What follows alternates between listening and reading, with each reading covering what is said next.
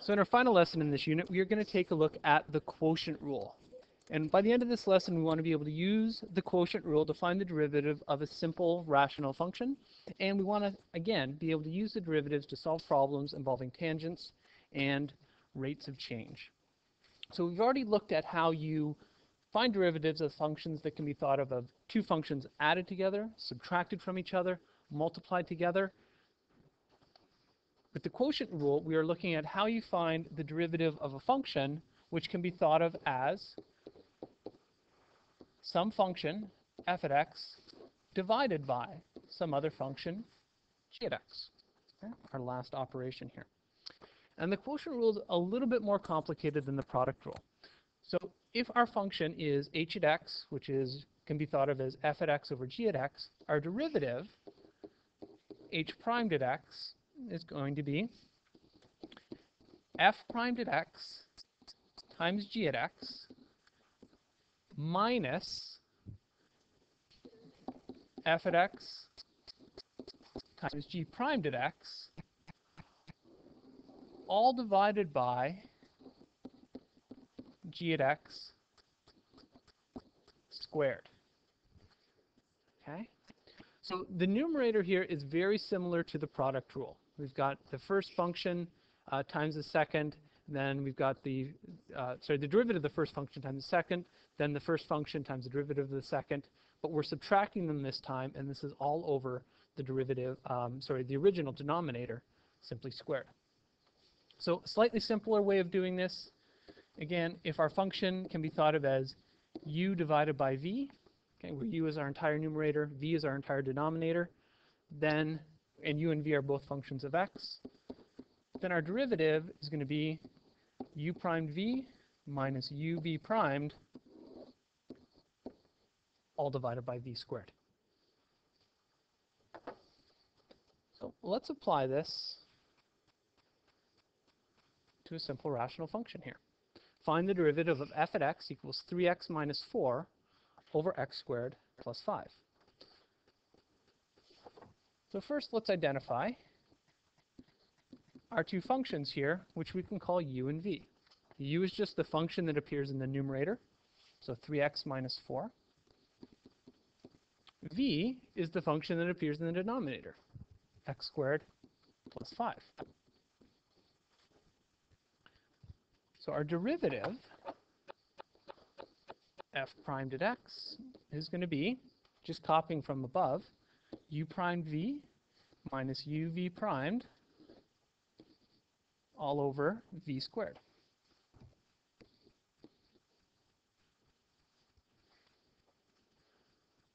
So let's fill this in here. If u is 3x minus 4, u primed is just going to be 3. Then we multiply by v, which is x squared plus 5. And then we subtract our original function u, 3x minus 4, and multiply that term by the derivative of v. If v is x squared plus 5, the derivative is simply 2x. And this whole thing gets divided by our original function v here, x squared plus 5 squared. And that's our derivative. Now we probably wouldn't leave it in this form. We would probably expand and simplify here. So I'm going to distribute this 3 to the x squared and the 5 to get 3x squared plus 15 minus, and I have to remember that this minus sign applies to all of the terms that come after it. So 3x times 2x gives me 6x squared. 4 times 2x, or negative 4 times 2x gives me negative 8x squared, but another negative gives me a positive 8x. And this whole thing, I'm just going to keep x squared plus 5 squared as a single term rather than expanding it out. And then I'm going to collect my like terms. Negative 3x squared plus 8x plus 15, all divided by x squared plus 5 squared. And I would probably just leave it like that, depending on what they were asking us to do with this derivative. Okay. And that's the quotient rule.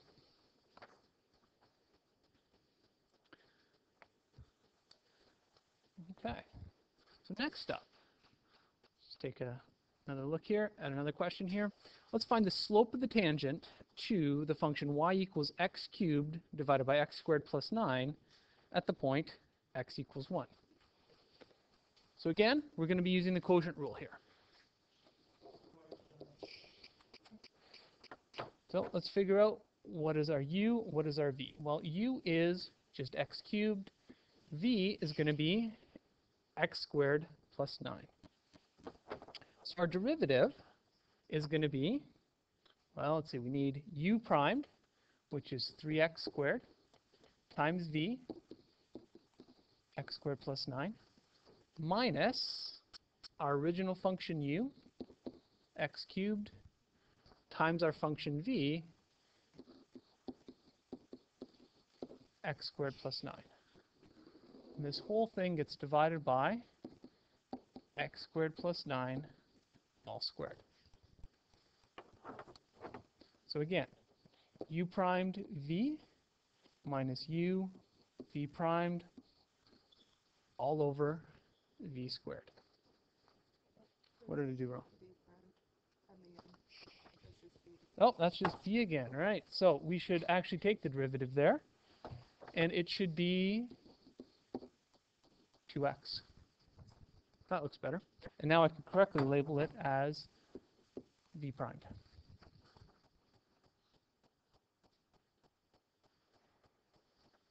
So what should we do from here?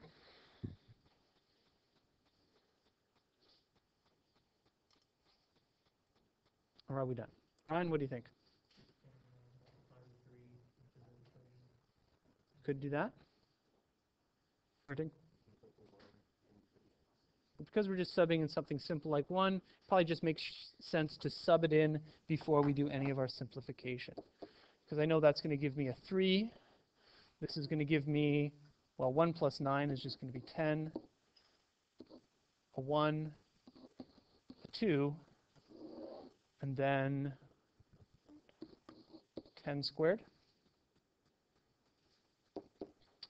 which gives me 30 minus 2, or 28 over 100, which, as a fraction, it's fine to have that as a fraction. We should probably put it in lowest terms, though. That's going to be 7 over 25. So if we're finding the slope of the tangent at a particular point, we're just subbing in that x value and evaluating. So slope of the tangent at x equals 1 is 7 over 25.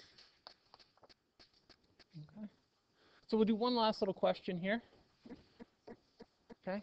Find the coordinates of each point on the graph of f at x equals 2x plus 8 over root x, where the tangent is horizontal.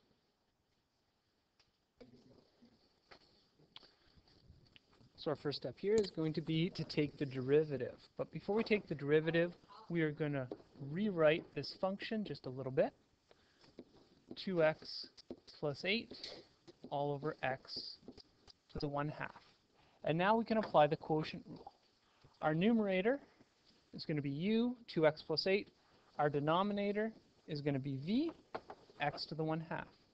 So our derivative is going to be u primed, which is the derivative of 2x plus 8, which is just 2, times v, so x to the 1/2, minus our function u, 2x plus 8, times the derivative of v, 1/2 x to the minus 1/2. And all of this gets divided by x to the 1/2 squared. So again, this is u primed v minus u v primed all over v squared. Now, if we're asked to find where the tangent is horizontal, well, the derivative tells us the slope of the tangent. If the tangent is horizontal, the slope of the tangent must be 0, so our derivative must be equal to 0. So we want to take this entire thing, set it equal to 0, and solve for x. if we're going to solve for x, we are going to want to factor this thing. But before we can factor it, I think we might want to simplify the numerator a little bit. So I'm going to keep 2x to the 1/2 here, and then I'm just going to expand this, multiply the 1/2 x squared to the negative 1/2 by both of those terms, 2x plus 8. So I'm going to get negative x to the negative 1/2. The 2 and the 1/2 cancel. And then I'm going to get negative 8 times 1/2 is 4, x to the negative 1/2. But wait, I did that wrong. This term has got to be changed here.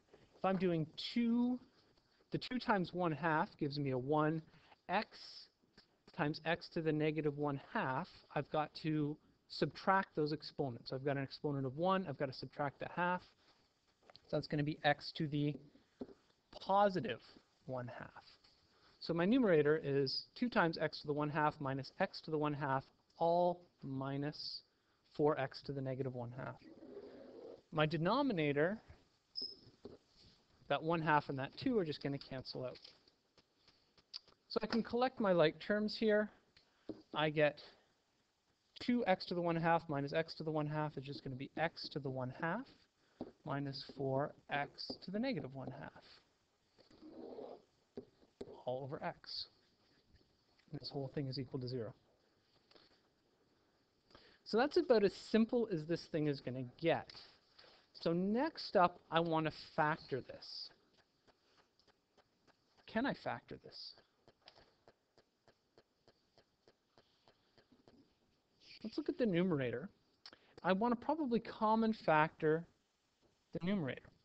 And what I'm going to do here is I'm going to do a trick that we're going to use as we go through this course.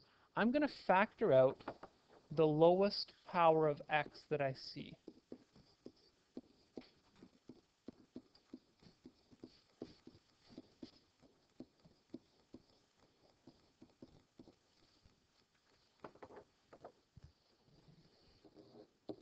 So the lowest power of x that I see in the numerator is x to the minus 1/2. So if I factor out x to the minus 1/2, what am I left with? Let's see. If I'm doing x to the 1/2 divided by x to the minus 1/2, I'm going to be left with just x to the power of 1. And if I factor out the x to the minus 1/2 from that second term, I'm just left with a 4.